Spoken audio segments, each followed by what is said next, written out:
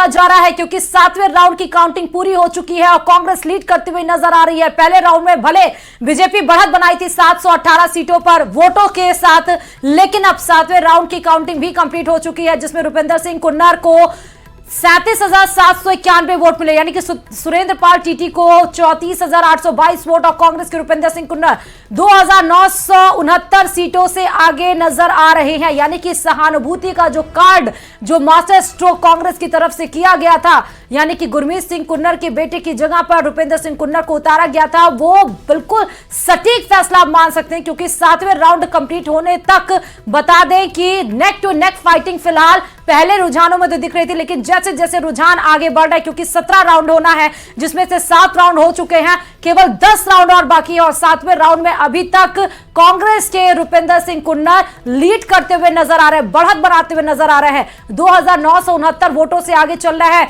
रुपिंदर सिंह कुन्नर और कांग्रेस की तरफ से मास्टर स्ट्रोक चलते हुए जो सुरेंद्र पाल सिंह टीटी उतारे गए थे फिलहाल वो पीछे नजर आ रहे हैं। लगातार हमारे साथ अशोक जुड़े हुए हैं। अशोक, बस 10 राउंड और बाकी हैं, 7वें राउंड के रुझान में भी बढ़त बनाती हुई कांग्रेस नजर आ रही है। अशोक।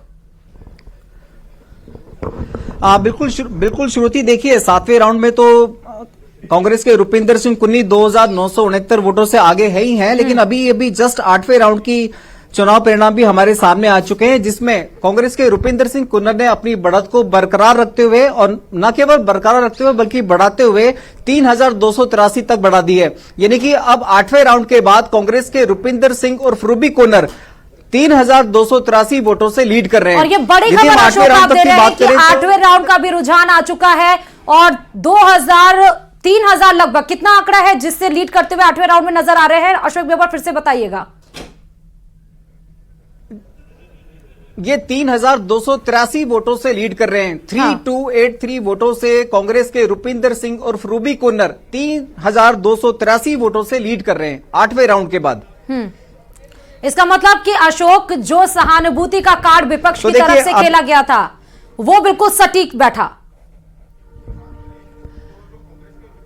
देखिए, कांग्रेस के फेवर में सहानुभूति का कार्ड वाकई बहुत प्रभावी तरीके से काम करता हुआ दिखाई दे रहा है। और दूसरी ओर यदि बात करें तो भाजपा खेमे की तरफ से भी एक बात अब उठ के सामने आने लगी है क्योंकि भाजपा का कहना था कि इस बार भाजपा प्रत्याशी सुरेंद्र पाल सिंह टीटी के साथ साथ अन्य भाजपा कार्यकर्ताओं के द्वारा भी टिकट की मांग की जा रही थी।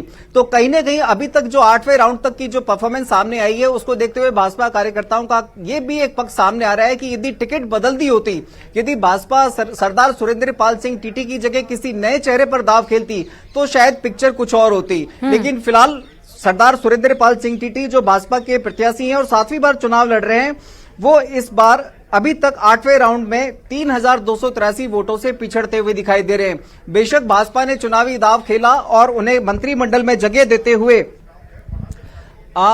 इंदिरा गांधी नहर परियोजना के साथ साथ कृषि विपणन जैसे महत्वपूर्ण विभाग की जिम्मेदारी, लेकिन ऐसा लग रहा है कि शायद वोटर्स पर इसका कोई बहुत ज्यादा प्रभाव पड़ता हुआ नहीं दिखाई दिया है। अभी तक 8वें राउंड के अंदर कांग्रेस के प्रत्याशी रुपिंदर सिंह कुन्नर पूरी तरह से लीड करते हुए दिखाई दे रहे हैं।